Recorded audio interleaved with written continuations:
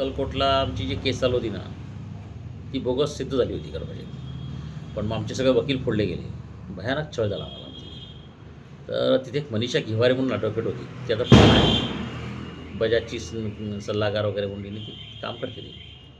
तर तिथे काय झालं की आम्ही अक्कलकोटच्या कोर्टातून जिल्हा कोर्टात गेलो. जिल्हा कोर्टातून आम्हाला हायकोर्टात यायचं होतं. तर तिने सांगितलं की ती आपण रिट याचिका दाखल करू, तुम्ही मला 50,000 रुपये द्या, मी तत्काळ तयार करते सगळं काही. तर मनीषाने तिच्याकडे सोन्याच्या बांगड्या होत्या, त्या पाठवल्या. त्यामुळे की आता विका गिरवी ठेवा, तुम्ही करा. ते होते 1,00,000 रुपयाच्या. ठीक आहे. तर आमचा एक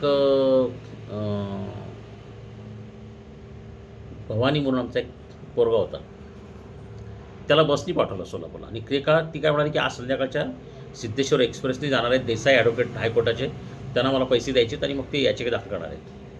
म्हटलं ठीक आहे बाबा. मग हा गेला तिथे, तिला हँडओव्हर केलं, सगळं काही केलं वगैरे. तो आधी साक्षीदार आहे तो.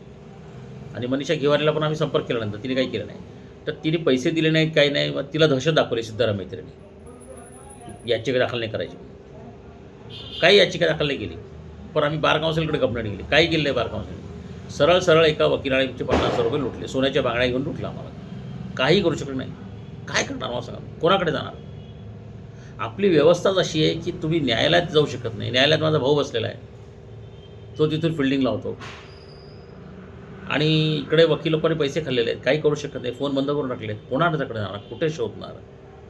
काय ट्रॅजेडी आहे आपल्या समाजाची बघा. आणि काय होणार आहे उद्या जेव्हा तुमच्या मुलांनाही लढावं लागेल ना, आंतरराष्ट्रीय दहशतवादाविरुद्ध राजकीय भयानक आहे. ही माझी केस स्टडी नाही आहे, संघर्ष कथा नाही, तुमची पण आहे. किंवा तुमची जास्त सिरियस आहे, कारण मला आशीर्वाद आहे, शक्ती म्हणून मी लढलो. तुमचं काय? आजही त्या ॲडव्होकेट मनीषा घिवारीचे पैसे मिळालेले नाही आहेत आणि तिने फसवणूक केलेली आहे बघा.